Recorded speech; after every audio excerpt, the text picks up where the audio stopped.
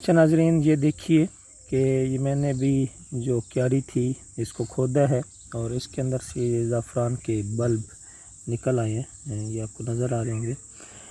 ये ज़ाफ़रान के बल्ब 2 साल के बाद निकालेंगे। पिछले साल इन्हें नहीं निकाला गया था तो ये खुद ही उगे हैं। लेकिन जो सूरत हाल है वो ये है कि एक तो इनको ज़्यादा देखभाल नहीं हुई तो खुद ही ये उगे।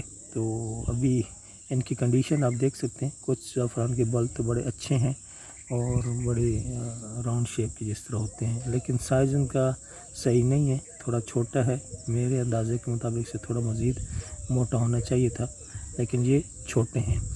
तो इनके छोटे होने की जो मेन वजह मुझे समझ आ रही है वो ज़मीन की साख्त है और मुझे लगता है कि ज़मीन में जो गोबर वगैरह की फर्टिलाइज़र होता है वो बहुत कम थी। फर्टिलाइज़र कम होने की वजह से इनकी नशो नुमा भी ज़्यादा अच्छी नहीं हुई। तो अभी जो ज़ाफ़रान है इसको नेक्स्ट माह में जुलाई में दोबारा ज़मीन में लगा दिया जाएगा।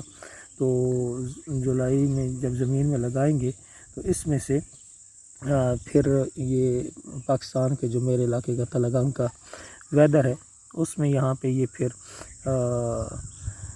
अक्टूबर के पहले दूसरे हफ्ते या तीसरे हफ्ते में उगना शुरू होंगे और इंशाल्लाह इसको लगाएंगे। और जब मैं दोबारा इन्हें लगाऊंगा ज़मीन में तो उसका तरीक़ाकार भी आपसे शेयर कर दूंगा। और ज़ाफ़रान के बल्ब, ज़ाफ़रान हमारे इलाके में उग सकता है लेकिन इसके बीज का प्रॉब्लम होता है। बीज हमारे इलाके में नहीं आते, फूल नहीं आते हमारे इलाके में।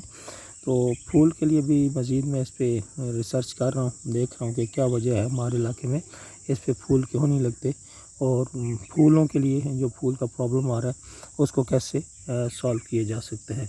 तो बहरहाल ये ज़ाफ़रान के बल्ब हैं आपके सामने। कुछ हैं जिनके ऊपर से छिलका उतर चुका है क्योंकि काफ़ी अरसे से, अब ये जून का महीना जा रहा है, नॉर्मली मई मार्च अप्रैल में इनकी खुश्क हो जाता है और उसके बाद तो हमने अभी निकाला है। तो जब इसे दोबारा लगाया जाएगा तो फिर इंशाल्लाह आपके साथ इसकी मज़ीद डिटेल शेयर की जाएगी।